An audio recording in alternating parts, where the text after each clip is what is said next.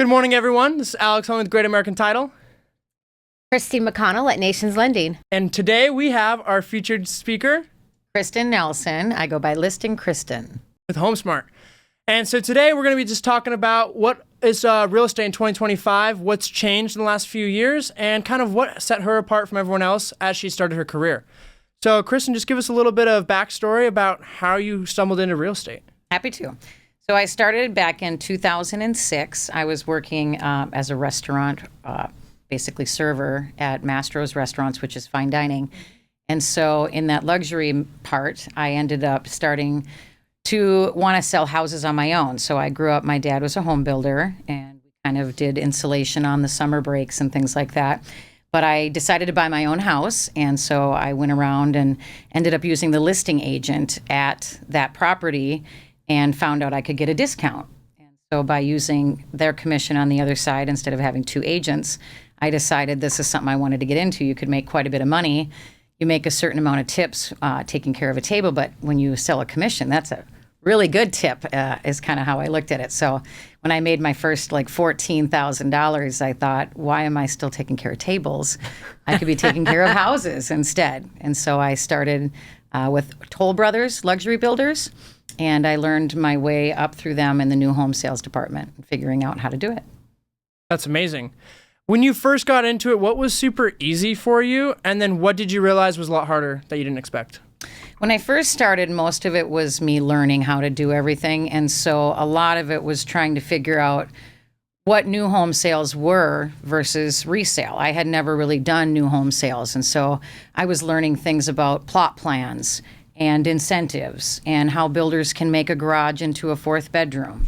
I was learning how to make cookies and put the music on the right way and, keeping the model homes where they needed to be. So it turned into a little bit more than I realized in the beginning, because I had no idea that this selling of homes had to do with making sure that the cookies smelled good and that the music was the right way. And so as I developed in new home sales, I learned about really making the clients feel comfortable and feeling like they were in an actual home, that you were talking about how they're going to live their lives in the living room. Do they need a family room? How many bedrooms? Do you need an upstairs or a downstairs? And so it really went from understanding that I'm just selling a house in Scottsdale in the right location to I'm actually selling a home. And I'm selling a home to people that have all kinds of different needs, different reasons that they're buying it, different reasons.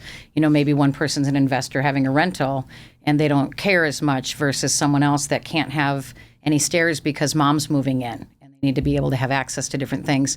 So it was kind of an education that way that I learned when I first started.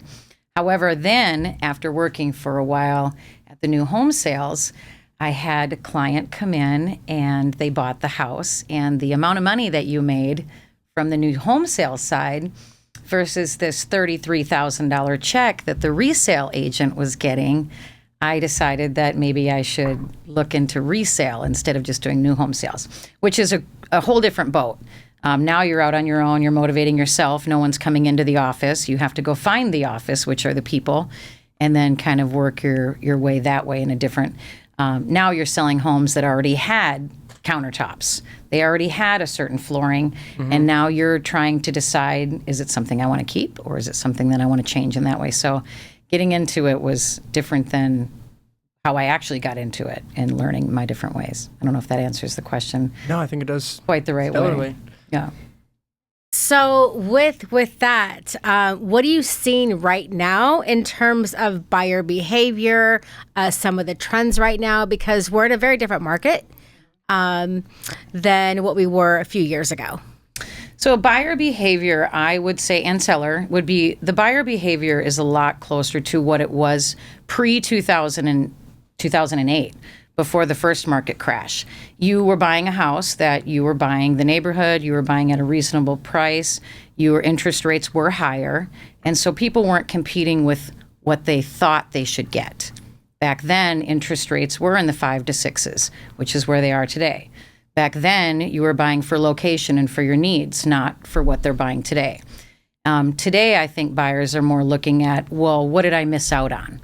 I missed out on this 2.5% to 3% interest rate. And they're fighting against themselves because they believe they're still somehow supposed to still get that. So that would be a trend that I think is coming back. People are finally swallowing the pill. The election is over, the different skepticism of what's going to happen in the future. The interest rate has now been at this rate for a while. So they're not really thinking anymore, well, I should have, I could have. They're thinking, this is it. This is what I get. I'm either going to buy or sell or I'm not. It's been 4 or 5 years that kids that were small are bigger now. Jobs are changing. Situations, schools, they have to move. They can't just hold on and buckle on down and wait for the interest rates to drop or for something to happen. So I think what's happening now is they're taking those older homes and they're either remodeling them, they're staying in them, or a lot of them are joining families. So buyers are maybe having mom move in instead of before they were trying to find or trying to help. Now they're saying, let's change this backyard into a casita or an extra bedroom into an area. And so the buyers are making do with what they have a little bit more than they otherwise used to be. They used to kind of expect, and when I say used to, I mean 4 years ago after the pandemic, they kind of expected a certain thing would happen, and they expected these higher prices. And buyers are now realizing we're lucky to buy. You know, owning a piece of America and owning Earth and moving forward is just something we have to do, and it is what it is. Also looking at it that buyers are getting a better deal. As time goes on, the price has corrected itself, and it's a better price for some of the buyers than they were buying 4 or 5 years ago. They were astronomical. Prices were even higher than they were in 2008 in the insanity of what happened over the pandemic. So we're still higher than 2008. You're not back to the prices before that, but buyers are getting discounts in the form of concessions. Right. They're getting, maybe you see the price on Zoom or Zillow or different things are staying the same. But when you see that concession line, it might be 3 to 6% kickback that people aren't seeing otherwise. You have lenders that are competing against each other and offering, 1 to 2% buy downs. And I would say you have a more educated buyer now versus before. When you say 2-1 buy down, they say okay, instead of what does a 2-1 buy down mean?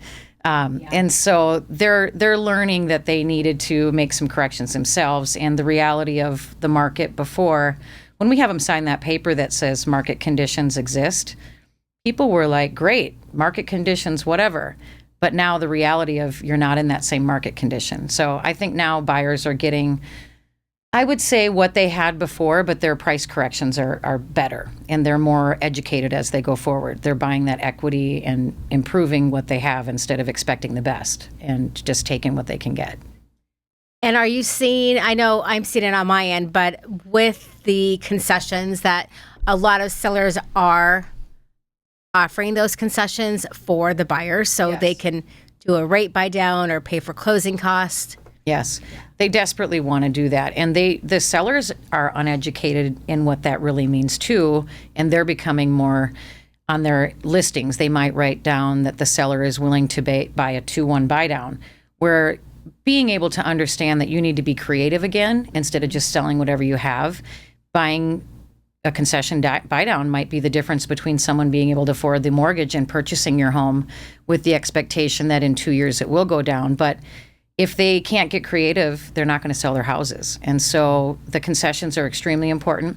I have been saying for a long time that it's not a seller's market, at least for 3 or 4 years. I kind of laughed when they continued to say that it was, because even though the prices were staying the same, you could see on your Realtor.com, on the Zillows, on the Redfin, people were saying, well, I don't see the prices going down. I said, but you don't see the concessions are going up. Right. You don't see what the lenders are doing. So your perception is that everything is staying the same.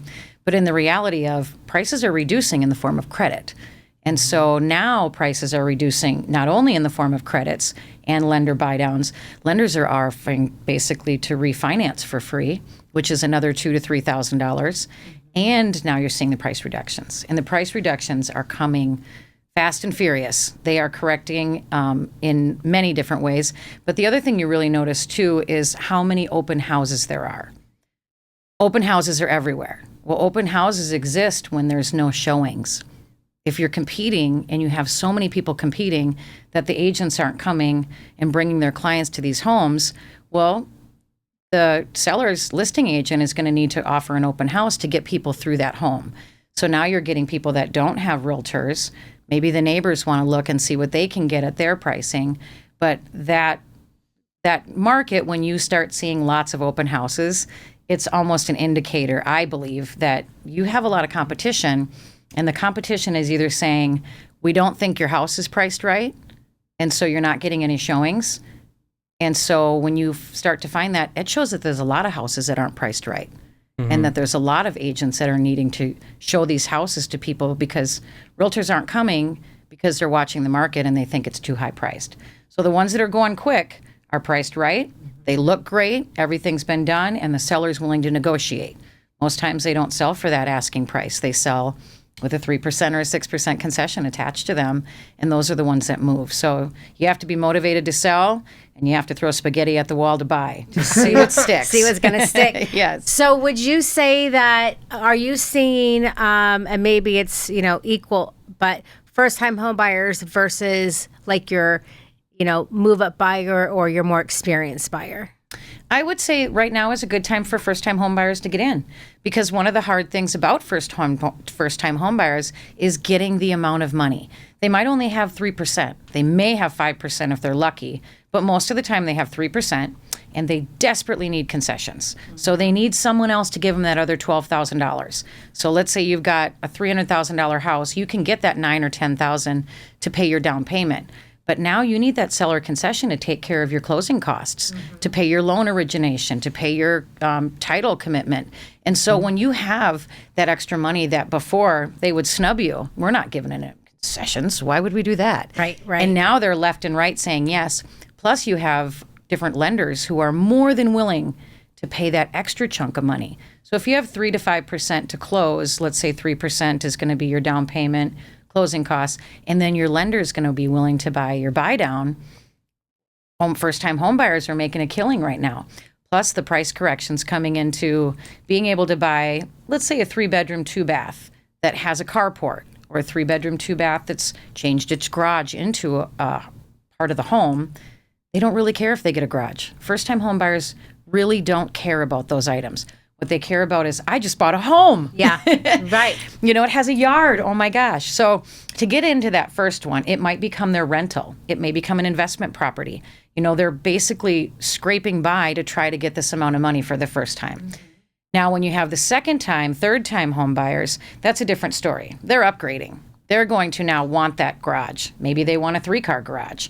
They may want to see the value in doing the kitchen themselves, and they're not afraid of doing, the renovation and asking for that. They want the equity grab. They want to know that when I buy this property, that I'm walking away and I'm going to make money in the next few years. But they also aren't going to buy that property if it doesn't have what they need. They want that pool, or they don't want the pool, but they want the 3-car garages. Most of what I'm seeing on that second home buyer is they want the 3rd bathroom. Whether it's the powder it's room, so true. They want that, and they want the equity to figure out if they can't get the 3rd bedroom or 3rd bathroom, that the house is, you have so many 4-bedroom, 2-bath. Everybody wants a powder room. Yeah. So if you can find a way to add a powder room or to add a full 3rd bath, your equity is going to shoot up and you're going to sell faster. Because people say to me, I can't tell you how many, literally every weekend, why did they used to build these homes with only 2 bathrooms? And how am I supposed to have my 3 kids sharing a bathroom when I have guests come over? I don't want to see my guests seeing that bathroom, right, etc. So the powder room, I believe, is the biggest asset right now. And finding that space for that second time, third time home buyer, that's what they're going to want. They're going to look for those upgrades, or they're going to look for where they can put it. If they can push out the garage a little bit, if they can add that extra space, that's what they're looking for. I do think on the second buy, instead of the first time home buyers, the first time you need to give them the home warranty. The second and third home buyers, they don't need the home warranty. What they need to know is maybe the roof is a little bit older and I can get a chunk of money by getting that when I'm ready. That equity grab. The kitchen might be a little outdated, but I can do that on my own. They're more educated, they understand. As long as they stay away from, most of the time, mold or any kind of major, water coming at my house. What am I going to do? Basic things you can't change. Mm-hmm. I think that right now, both of them are winning in different ways. First time definitely is making a killing, though, on those being able to get the credits. It's huge. I'm seeing more first-time home buyers over the last, I would say, 90 days than all of last year.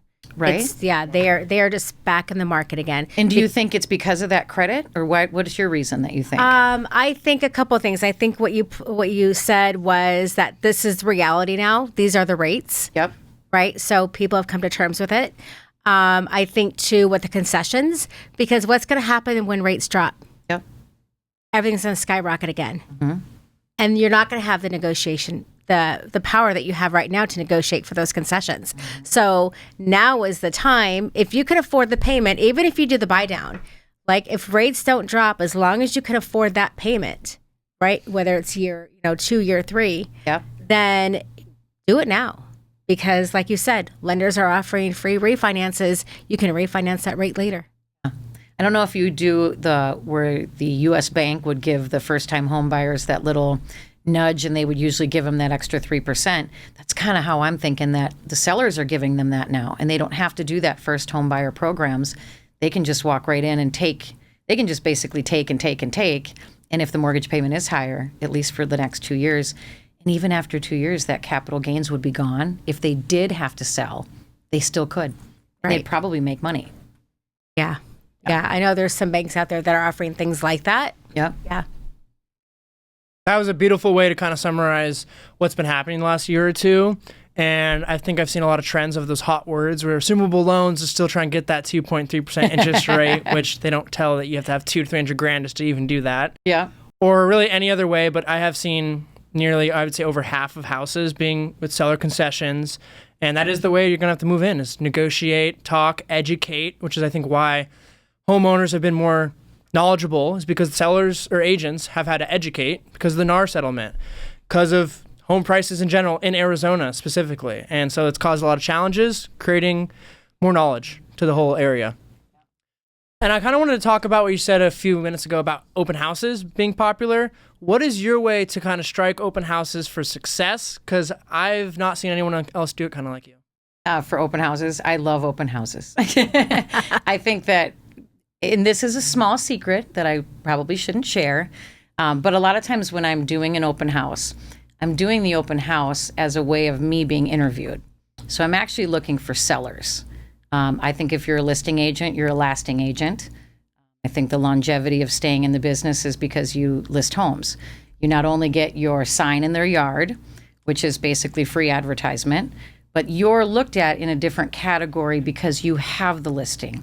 Instead of being the person bringing them to, you're, I think, sometimes seen as the billboard instead of just the flyer. And so when I have that open house, I not only have my name in the lawn, I usually have some of your flyers in the front, and I try to always have a flyer box. I try to make my signs as uniform as I can, and I do my flags with them. I think I have 18 to 20 open house signs.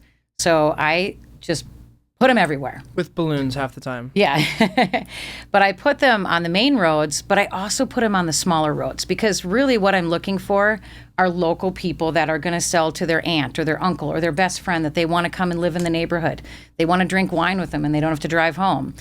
So what I'm looking for is, as someone may do, let's say 56th Street and Greenway, they want to get that main road, I'll put 3 or 4 out there that all look great. Now, what I'm showing is marketing skill. I'm showing that I have the finances to be able to buy all the signs instead of maybe 1 or 2 that are mismatched. If they don't all have the same, no scuffs or brokens or anything. What I'm showing is that, geez, she really put the work into that. You're really putting that effort in. When people come to my open houses, they're like, how many signs do you have? Again, they're talking about me. I'm not talking about me.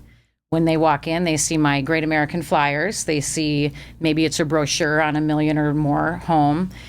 Sometimes they don't want to take it because it looks so nice. But they see these great photos. They see the drone shots. They see the information. From Toll Brothers, I learned you better have the music right. You better have, cookies going, or, suckers for the kids, or whatever your reason. When you come in, I have your business card set up. I've got buyer and seller guides from Title and different things that you guys have branded with my name on them. So when someone comes in, they see this professional person who has it all together. they think because I have my name on all this marketing material that I know about title. They know that I'm going to know about the different information tactics and maybe about interest rates. I talk about different things. One of my biggest things that I would say during the open house is I greet them warmly. I make sure that they feel comfortable. The music is going so that they don't think I'm listening to them in the back room. I usually don't make them sign in. I think that that's an uncomfortable thing. I did also learn when I worked at Toll Brothers that almost every single time you forced a person to sign in, they would always switch their phone number by one digit, or they would forget a 1, or they would make an S look like a 5. So back in the day, there would be yellow pages and you could look someone up. And 9 times out of 10, they would miss a phone number, or they would make an 8 look like a 2, or whatever their reason would be, because they don't want to give their information. Now, they couldn't go into the open houses or the model homes if they didn't have it. So when they walk in, I have basically on the table some cards they can fill out. I have a pen there. I have some seller feedback, and I do these great open house kits that Alex made me that have basically an open house survival kit. And it has like gum in there for fresh breath when you're talking to the agent, some aspirin in there for when you have a headache after looking for the right home. It has an antacid for when you have heartache that your house just got sold. So different things. And what Cute. I'm looking for is the connection. I used to do Reese's Pieces peanut butter cups and Snickers, and I would separate them at the front. And I can't tell you how many times if I left the table to go talk to someone, I would see someone run to the table, grab one, and run if they didn't want to talk to you. But every time I'd say, hey, welcome to the open house. By the time you leave, I need you to let me know, peanut butter cup or Snickers, which one is, and they would go, oh, and immediately the conversation started. I wasn't asking them, what are you here for? How many houses have you looked at? Have you been pre-qualified? They don't want that pressure. Right. But they do want a peanut butter cup or a Reese's Who or a doesn't? Snicker, right? So what I found is the less pressure that I gave them, the more I got from them. So when they come in and they don't feel like I'm listening, I'm not immediately giving them a water bottle or asking them how many houses they've been to. I usually sit at the table. I pretend I'm doing my stuff unless they start to interact with me. Then I'll stop doing what I'm pretending to do. And I immediately start talking about them. So what brings you out today? Oh, how old is she? You know, have you guys lived in the area for a while? I never focus on me.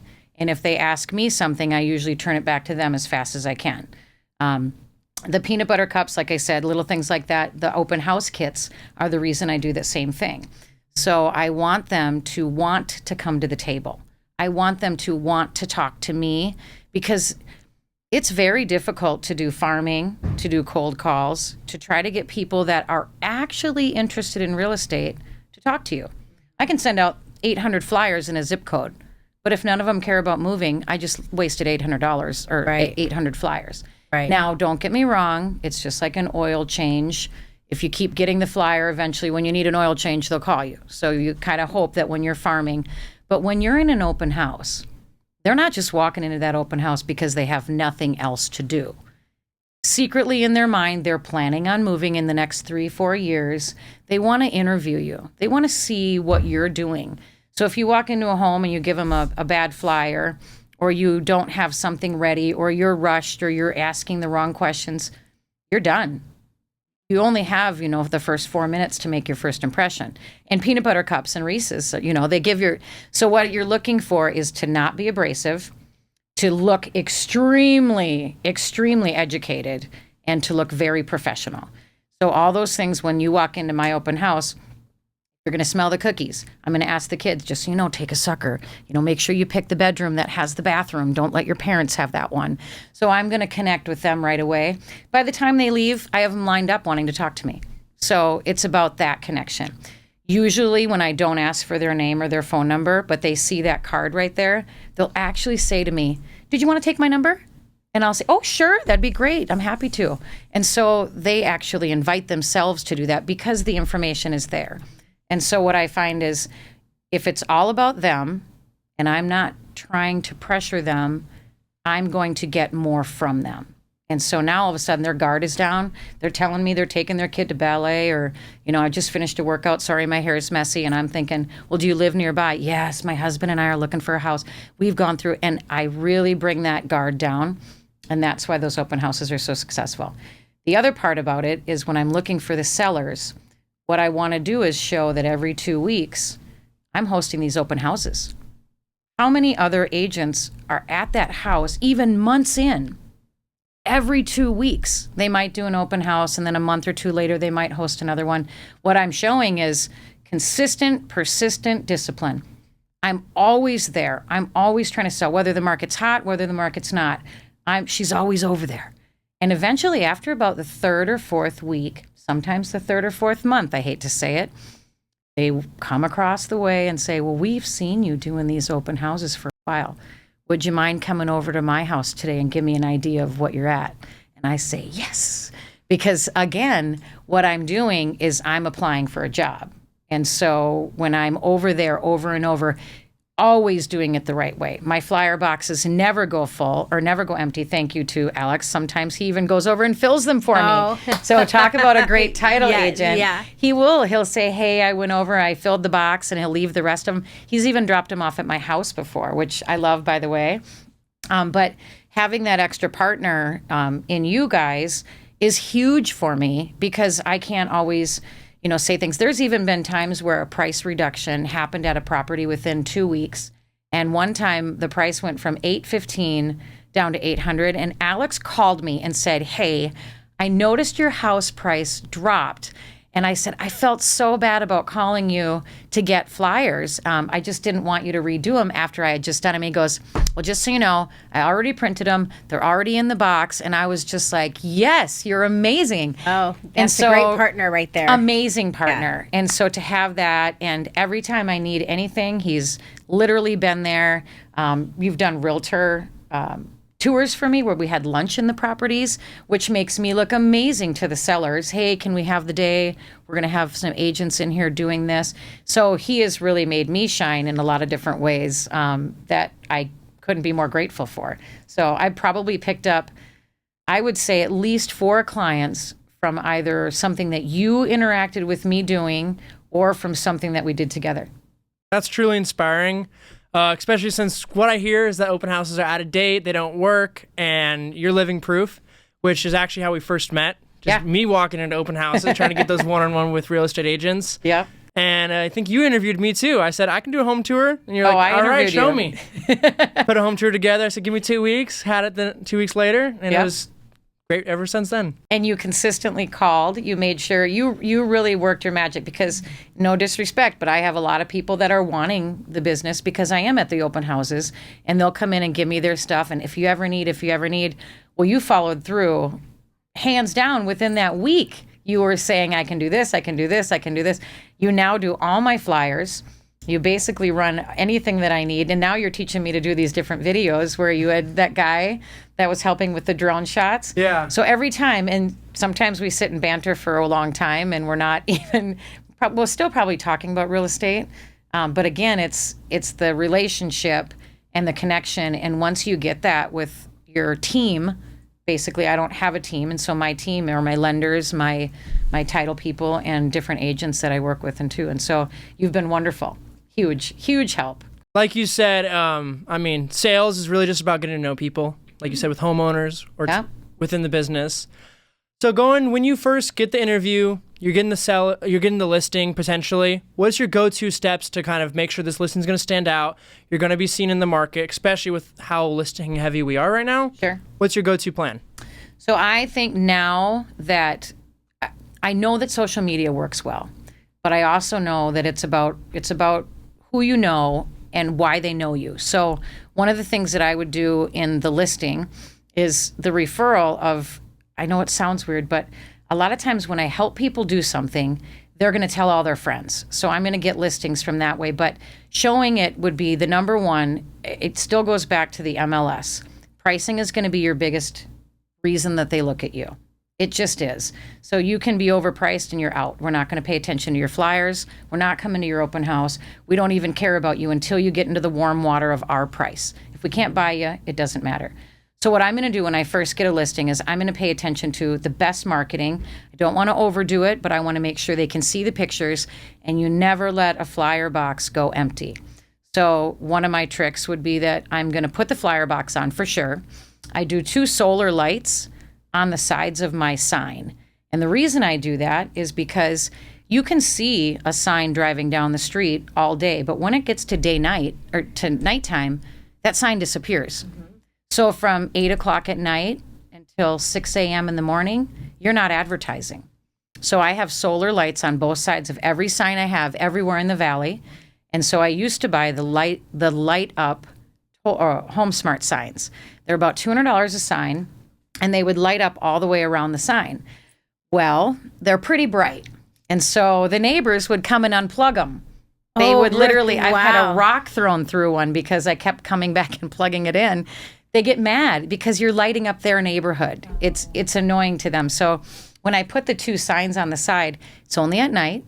It hits just at the sign. And so anybody driving by, whether they're coming home late at night, first-time home buyers working at a restaurant, they're coming home at 11, 12 at night, you see that sign. You're also wondering to yourself, how does that sign light up? So you might look at it a little bit more. And so the solar lights, huge asset. And then on top of the signs, I have 2 little solar lights that sit on my posts. So when you drive by, it makes it look very luxurious. I try to make sure that the signs, if they're $1 million or over, they're the fancy black HomeSmart signs with the metal embroidered on. Again, I'm looking for anything different. I don't put my picture on it anymore. When I first started, I thought it was about me, and I realized it's not about me. And so then I just put my name on it, the phone number, and I try to keep the flyer box, like I said, full. So there are times when a flyer box goes empty. I bet you can drive around right now and find 10. If you see 10 flyer boxes, 5 of them will be empty, if not more. So what I did after time was I basically taped in the first one. So if I ran out of them, it was never gone. So, and I taped all the sides of it so they couldn't rip it out. But because I want them to at least be able to take a picture on their phone. Yep. So, yes, even if you go to reach in and it's gone, you can still snap a photo. And so what I hated was when I went past and it wasn't full, it made the perception to me of either you're not doing your job, you're not over at the listing enough to have paid attention to it, or you don't want to pay for the flyers, meaning you don't have enough business going on to pay for those, because flyers are very expensive and you don't want to just stuff it full and then they're gone or they're outdated in the dates, pricing, whatever the reason is. So by taping it in there, not only do I have to go check more often, so it consistently makes me at the property, but I never want that opportunity where it looks like I didn't do it. So I've seen before, you kind of see they're maybe ripped or something like that, where then I scold myself, like, how did you let that happen? Right. So it is a consistent thing that I try to do, but I do think that showing those things, the marketing, and then I tell my clients when I first list something, number one, we need to price accordingly. And so what I do is I pay for an appraisal. It's just a market appraisal. It goes nowhere but between the 2 of us. And I basically hire, her name is Pascal. She was the hardest appraiser I ever had to get through. She did VA and she did FHA, and she didn't give me any leeway. She just is tough. So when I hire her, I pay her out of my own commission, and I just ask the clients, may I do this? And what I'm doing is sharing that with them. What I want from them is I don't want to know their bottom line. I tell them never to tell me what you'll sell it for. I'm selling it for what we're listing it for. And that's where my passion lies. And whatever you're telling me to sell it for, I'm doing. So when they get the appraisal, they may sell it for $20,000 to $40,000 or more higher, sometimes way higher. But we all know secretly in the back of your mind what it's going to go for. And so having that ability right there is one of the best. And then I tell them every 2 to 3 weeks, we're going to talk on a Thursday after the 3rd week. And we're going to either decide to upgrade something, to change something, or to price correct. Those are your only choices. Or you're going to sit on the market. But those are the things I'm going to tell you to do. So after 2 weeks, everyone has seen the property. They either came and looked at it with their agent, they came and looked at it at one of my open houses because I do it every 2 weeks, or it's not in their price range yet. So they kind of watch it. And when it gets into the price range, oh my goodness, we just start getting nibbles from everywhere. And then I say, okay, you guys, you're where you need to be. Now we're going to start to compete against offers. If they're too low, we say, no, thank you. But don't ever not counter, because somebody that comes in 60,000 under, just be checking you. Right. And so, bounce back. But the consistency of making sure that it's open, because there's so many buyers that don't want to get an agent because of the NAR. They don't want to do that signing to see or to show where you have to sign on with the buyer and its agent now. So they'll come into the property, or they want a deal. They want to use the listing agent because they think they're going to get a better deal. And truthfully, during COVID, using the listing agent sometimes was the only way that you could get the house, because you brought in another agent and they weren't even going to they had so many other ones that why would they? Not that that was a good way to do it, but that was what was happening. So a lot of buyers learned that if I don't use the listing agent, I might not get looked at, which is completely not okay. And it's completely not something that was a reality. But when the listing agent had control over everything, that's a good place to be for the seller. And so you want to have that, that the loan's going to come through. That the title company is the right one. You're not hoping that so-and-so answers you back or knows how to run an HOA disclosure. That the solar utility isn't going to be turned off or whatever's going to happen. So it does make a difference on those different things. And so I think that marketing for the beginning of the listing, every 2 to 3 weeks, you need to be doing something, whether it's even putting a new vanity top on. So I've had it before where I tried to encourage the seller to say, all right, the bathrooms are terrible. We either need to go down to Home Depot and buy 3 new vanities. We literally take a picture of the vanity, put it where we're going to say seller to update, put some blue tape on it. It's happening in the next 2 weeks. House sells because they know it's going to happen. So instead of reducing your price by $10,000, you spent $2,000 in new vanities. House sells, put in the new vanities by the close of escrow, game over. That's a great marketing strategy. And when you were just talking, I heard a lot about consistency, right? So during your your week, it sounds like you're a pretty consistent person. Yes. So do you have certain days that you do something? What is your routine through the week? And I would say Monday through Friday, but a realtor's job isn't Monday through Friday. It's Monday through Sunday. Yes. It's 7 days a week. Yep. So the most consistent thing I would say is Saturdays and Sundays. I do usually 2 open houses every day, at both Saturday and Sunday. So I'll try to do 4 a week because my listings want that. And that's what I promise. And then I make sure I water my plants every Thursday. Otherwise, they'll die. But my motto is CPD, be consistently, persistently disciplined in all that you do. So there's never a bad time to not do what you need to do.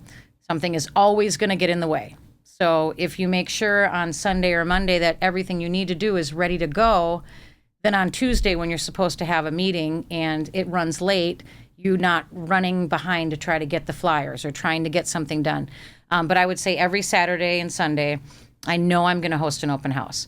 That gives my sellers the wherewithal to know that something's happening.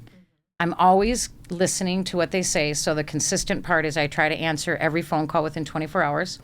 If it's something that I can't get to, I'll try to text them in between. But I try to communicate. So I'm consistently making sure that they know what's going on. I want to answer them. I want to let them know, even if I'm taking just a screenshot of how many showings or how many views they got on Zillow and how many saves, that I'm sending them something once a week.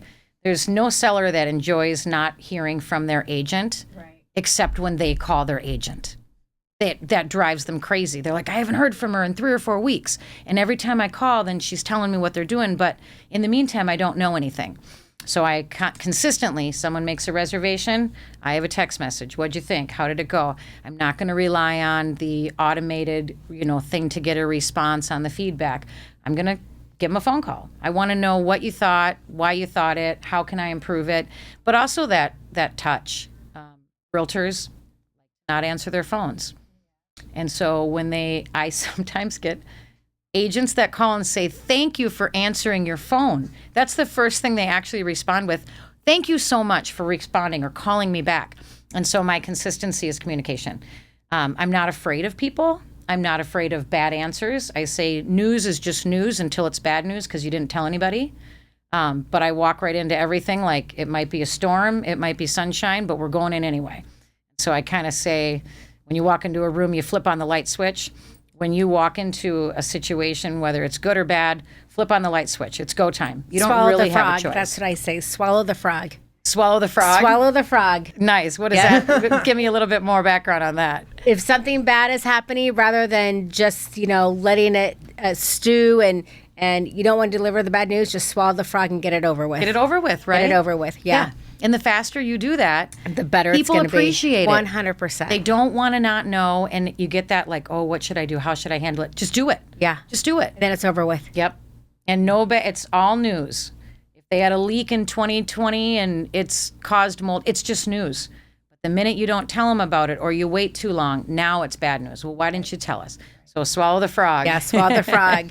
Let me ask you too, because you do seem like a very structured and consistent person, which living a realtor's life and even a lender life. Yep. We don't have an actual schedule. Yep. So I have a morning routine that starts my day. What is your morning routine? Like, what is something that you like to do Okay. in the morning that gets your day started? So my kids are a big focus because I get to have them in the morning. So in the morning, I'm always going to wake up and do my coffee right away. So I usually have my 2 cups, whether it's watching the news or whether it's hanging out. But normally what I'm going to do is put my hardest things in the morning first. So if I need to make the reservations, if I need to make the phone calls, I need to make the showings, I need to call the solar companies, I need to make sure that whatever's happening for that day, the ball is rolling. I don't want to get to 11 o'clock in the morning or 1 o'clock in the afternoon where whatever I needed done that day might not get done because 1 o'clock came around and they can't do it by 4. So normally if I start a fire underneath someone at 8 or 9 in the morning, I would say by 8:06, as soon as at 8 o'clock, I am on everything I needed to be on because I want to make sure that it's getting done or that I can take a screenshot that I asked about it. Well, I asked this morning, I did this, I got that going. Why don't we have it done now? Now it's 11. And then I would even I would say go through my planner. I do write everything down. So I base everything on my planner. If it's not in the planner, it's not happening. I basically have 12 lines for the entire part of the day I'm not sleeping. And they have a line. If it's 8 o'clock, I know where I'm going to be. I basically look at it and that's what I'm doing. So as I go through everything, I constantly am putting it in the planner. And then I'll block off, certain times where I wouldn't say I'm a person that goes to the gym or that I do certain things, but I like to enjoy things after hours. So let's say one of my best things I want to do is have a fire pit with the kids at night. I know that I might not be able to do that until 8 o'clock to 9 o'clock at night. So that might be scheduled, in my mind. But up until 8 or 9, I'm still working. I know sometimes when I'm working with your partners, I might text one of your partners at 11 o'clock at night and they'll respond to me. You're like, oh, I don't expect that. And then Yeah. what are you doing awake too? And Right. so I find that the people that are working the hardest are up at the same time I am. So there are no hours to get it going, but definitely to answer your question, it would be get it going by 8 o'clock to 8:30 in the morning. Those phone calls of the things that needed to happen that day, even if it's calling the person that you're supposed to meet, whether the termite guy is supposed to be somewhere. Hey, just confirming you're going to be there at 1:30. Hey, just confirming you're going to see, you're doing this. And so I basically follow up on their follow-up because people don't do what they're supposed to do. I'm a big confirmer. I confirm everything because do. if you don't, then if they don't show up or it's basically a no-show. Your day's gone. Yeah, well, they're like, oh, I forgot. They can't forget. Well, how could you forget? But it's my fault too for not. It's like a doctor's appointment, right? You're always reminded by your doctor's appointment because our schedules get busy, and if people need to be reminded. So I do that all the time. It's almost a courtesy. It is a courtesy. In the end, the buck stops with you. If it doesn't get done, like you just said, if you didn't follow up and they miss the appointment, I mean, how many times do we realize in our lives that people, they do use the excuse, oh, I forgot, or I got busy. And so if you just hold their feet to the fire just a little bit with a text message or something, you can move so much further because if you end up missing a deadline, it puts everything else in jeopardy. So yeah, I would say. Sometimes it is legit, but sometimes it's not. So well, it's better to just know that they said they were coming. 100%. Yeah, 100%. Yes. At the end of the day, when anything comes up, it is an excuse. And like you said, just if it's on you, you didn't make any excuses for it. Yeah. It's always on them. Yeah. So you keep your integrity. What's your goal? Next 5 years, next year, going into this market and kind of coming out of it? So I don't know. I know that I will definitely not become a broker into taking care of a brokerage. Like, I've been a broker for a long time, but my advice is from many people that have become brokers not to babysit. So I kind of thought I would have answered your question a year ago that I'd own my own brokerage.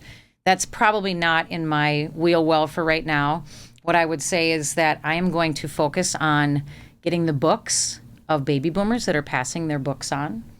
That I would have, let's say, the Callaways. So, for an example, they've been in business for a long time. You're going to have older clientels that have, let's say their realtor has worked with a certain group of people for a long time. And so I want to step into showing myself as someone that they can turn their business over to, that I'll pay you referrals as you go on, that I can take over this and I'm able to. Definitely going farther into, I'm on the Scottsdale Association of Realtors. I'm on the board of directors. And so I'm feeling that pull already that there will be more opportunity in that direction for leadership roles. I don't say that I'm going to be the president or anything soon, but I wouldn't say it wouldn't happen. So being in a higher, that area, and then commercial. So I'm definitely switching my projection is to go into commercial. I have a group of girls from a leadership academy that we want to kind of break open the good old boys club and get the girls basically selling, hospitals, That's awesome. malls, airports. So I would say that I will transfer from new homes to resale to commercial, and in the future, a much bigger, broad business. I work with APS and try to do the whole solar, helping homeowners. And so getting into that stuff where people are now talking about millions and trillions of dollars, and that's just a normal conversation, that's kind of where I see myself. Like, that doesn't scare me. It only excites me. But I would say big business, big land deals, big commercial sales, big subdivisions, whether I'm selling a warehouse down in Buckeye, or those kinds of things. I would say my future will definitely be in big business, and then also commercial and politics and leader organizations and things like that. So I will still sell houses. Big future ahead. Yeah, got aspirations. Yeah, that's huge. That's amazing. Yeah, I think it'll be great. Commercial is very lucrative, and there's not a lot of females in it.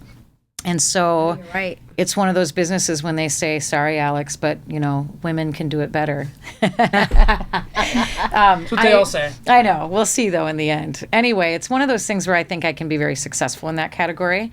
And then even going back to how we first started talking, working at the Mastro's restaurants when I was in my younger days, the luxury. Scottsdale and Phoenix, mostly Scottsdale, Paradise Valley, Fountain Hills, Cave Creek. This is a luxury market. This is high-end, big business. You need to do it the right way. You need to know how to do it the right way. And in the end, that's what Scottsdale is. We're not a typical environment that we're dealing with. This is a billion-dollar nugget, and they need billion-dollar, advocates selling and doing that. And that's kind of the business that really attracts me. It's the sparkle in the sky for me. Yeah, we have a lot of sparkle here. Oh, yes. Oh, yes. That's amazing.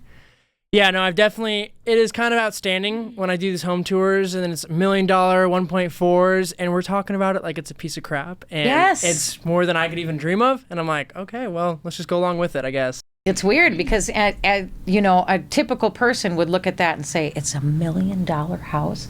And we look at it and go, oh, the kitchen's terrible. You're going to have to replace everything. Yeah. And that's where we are. We are in a very affluent, high-end area where people will throw down big money. And a lot of times they'll throw it down in cash. Yeah, that's what's moving. So That's what's moving, yeah. Well, and you definitely have big things coming because if you hear all the other hot words, it's all in commercial. All these plants being built on the outskirts of Arizona. Really, our valley is going to be doubled within 10, 15 years, and you're going to see that the little valley is going to be a lot bigger. Well, and Arizona is basically a hub. So if you think about it, this is an area where you don't have earthquakes, you don't have tornadoes, you don't have tsunami, or you don't have Haboobs. Well, we Actually, do. we have haboobs. That's tornadoes. the one thing we have. Tornadoes, We hurricanes, have and so you haboobs. don't have. This is an area where you can bring in the trains, you can bring in solar, and I know that that's an interesting. But solar here is not a variable, it's a constant.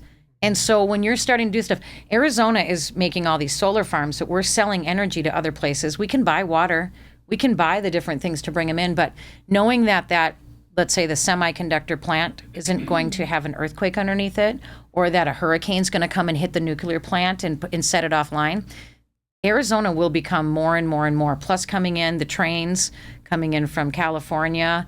Basically, you have a port to the rest of the world right there, and we're 6 hours in. Right. This is a wonderful spot. Land is basically cheap as can be. And so other than the heat, which we can figure out with our solar, just air condition it with the sun. Right. And so the future of what Arizona has to offer is huge. Figuring out different ways to make it all work out. But it's a hub. It's the next big spot. We are blessed to be here, blessed to be living where we live. Valley of the Sun, for sure. Well, we are blessed this morning to have you on, Kristen. We really appreciate you taking the time. Thanks for inviting me. And thank you for all the knowledge you were able to share with us. Happy to help. And thanks for everything you do and helping my business succeed, because without a partner like you guys, I wouldn't be looking as good as I look. So I appreciate everything you do. And you guys have, I think, closed 5 or 6 for me just in the last 2025.